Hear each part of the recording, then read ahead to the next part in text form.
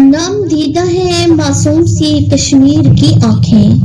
حسرت سے انہیں تکتی ہے تدبیر کی آنکھیں، زندہ کے غم و درد کا احساس ہے ان کو، اطراف میرے لپٹی ہے زنجیر کی آنکھیں، مل جاتی انہیں قوت گویائی تو کیا تھا، کچھ کہنے سے معذور ہیں تصویر کی آنکھیں، تدبیر کے میدان میں ناکامی سے تیری مایوس ہوئی جاتی ہے تقدیر کی آنکھیں، لوگوں کی نگاہوں سے تو محفوظ ہے لیکن واقف ہے تیرے ظلم سے شہتیر کی آنکھیں۔ صاحب صدر، محترم پرنسپل، معزز اساتذہ کرام اور میرے ہم مکتب ساتھیوں، السلام علیکم۔ جیسا کہ آپ جانتے ہیں کہ آج 5 فروری ہے اور ہر سال 5 فروری کو ہم یوم یکجہتی کشمیر منا کر اہل کشمیر کو اس بات کی یقین دہانی کرواتے ہیں کہ ہم ان کے ساتھ ہیں۔ سامعین کرام، ظلم آخر ظلم ہے اور ہر ظلم کی ایک حد ہوا کرتی ہے۔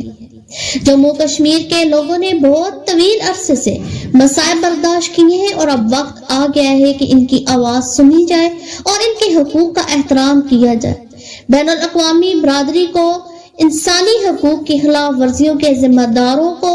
جواب دہ ٹھہرانے اور تنازعات کے پرامن اور منصفانہ حل کے لیے کام کرنے کے لیے بامانی اقدام کرنا چاہیے۔ ساتھیوں، ظلم کی رات چاہے کتنی طویل کیوں نہ ہو، اس کی صبح ہو کر رہتی ہے۔ نقش ہے ہر ظلم جس کا وادی کشمیر پر،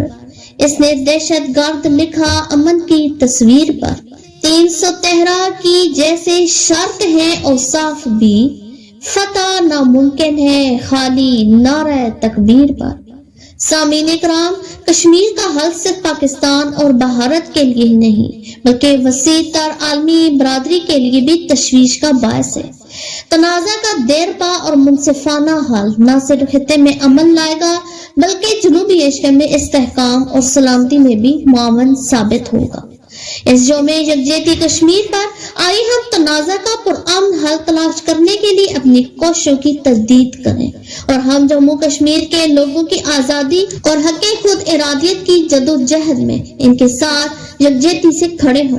خطے میں امن قائم ہو اور جموں کشمیر کے لوگوں کے حقوق کا احترام کیا جائے۔ ساتھیوں، جیسا کہ آپ جانتے ہیں کہ ہر سال یوم یکجہتی کشمیر کے حوالے سے اسکول انتظامیہ ایک پروگرام ترتیب دیتی ہے، تو آئیے پروگرام کا باقاعدہ آغاز تلاوت کلام پاک سے کرتے ہیں۔